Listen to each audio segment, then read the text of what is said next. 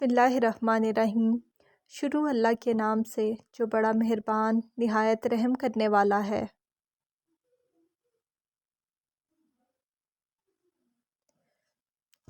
ایک پولیس والا حوالات کے سلاخوں کے پیچھے سے اسے نماز پڑھتا دیکھ رہا تھا۔ وہ 25-26 سال کا ایک خوبصورت نوجوان تھا۔ قتل کے مقدمے میں 2 دن پہلے ہی یہاں لایا گیا تھا، جہاں سے چند دن بعد عدالتی کارروائی کے بعد اسے جیل منتقل کیا جانا تھا۔ اس کے خلاف کیس کافی مضبوط تھا، اس لیے گمان تھا کہ 1-2 پیشیوں کے بعد اسے سزائے موت سنا دی جائے گی۔ میں ایک پولیس والا ہوں اور پہلے ہی دن سے میرا رویہ اور لہجہ اس کے ساتھ کافی سخت رہا تھا، لیکن اس کے لبوں پر ہمیشہ ایک دل مو لینے والی مسکراہٹ ہوتی تھی اور وہ نہایت ادب اور نرم لہجے میں بات کرتا تھا، اور مجھ جیسا سخت انسان بھی 2 دن میں ہی اس کے اخلاق کا قائل ہو گیا۔ اب وہ دعا مانگ رہا تھا اور یوں لگتا تھا جیسے وہ جس سے مانگ رہا ہے وہ اس کے سامنے بیٹھا ہو۔ دعا کے بعد مجھ پہ نظر پڑی تو وہ میرے پاس آیا، میرا حال احوال پوچھا۔ آج خلاف معمول میرا لہجہ کافی نرم تھا۔ میں نے اس سے پوچھا، کیا واقعی تم نے قتل جیسا جرم کیا ہے؟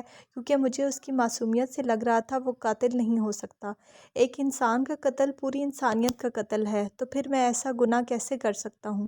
اس نے مسکراتے ہوئے جواب دیا۔ تو پھر میں نے سوالیہ نظروں سے اس کی طرف دیکھا۔ جب اللہ اس دنیا میں کسی کو اختیارات دیتا ہے تو اکثر لوگ بھول جاتے ہیں کہ یہ اختیارات اللہ کی طرف سے امانت ہے، وہ ان سب کو اپنا کمال اور حق سمجھ بیٹھتے ہیں۔ میرے ساتھ بھی ایسا ہی ہوا ہے۔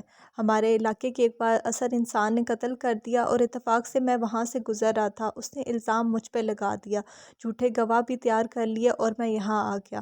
مجھے دکھ سا ہوا۔ تو تمہارے گھر والوں نے کچھ نہیں کیا؟ گھر والوں نے اپنی سی کوشش کی ہے، لیکن وہی بات ہے، اس معاشرے میں لوگ بھی ڈر کے مارے اس کا ساتھ دیتے ہیں جو طاقتور ہو۔ پھر وہ مسکرایا۔ مجھے اس کے سکون کو دیکھ کر حیرت ہوئی۔ تمہیں ڈر نہیں لگتا؟ ہو سکتا ہے کچھ دنوں میں تمہیں سزائے موت ہو جائے۔ انشاءاللہ مجھے کچھ نہیں ہوگا۔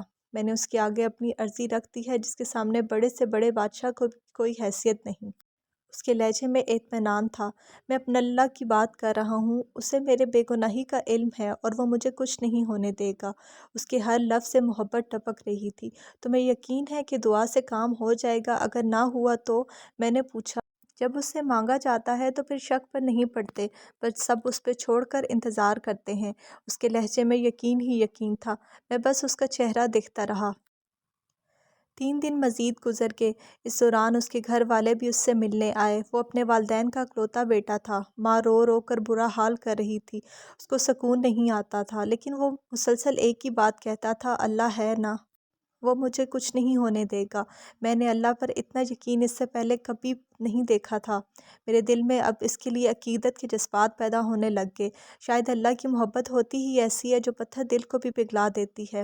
اور جب اسے عدالت میں پیش کیا جانا تھا، اس سے 1 دن پہلے کا عجیب واقعہ ہوا۔ جس شخص نے قتل کر کے الزام اس پر لگایا تھا، اس کی بیوی اور اکلوتے بچے کی گاڑی میں ایک خوفناک حادثے میں موت ہو گئی۔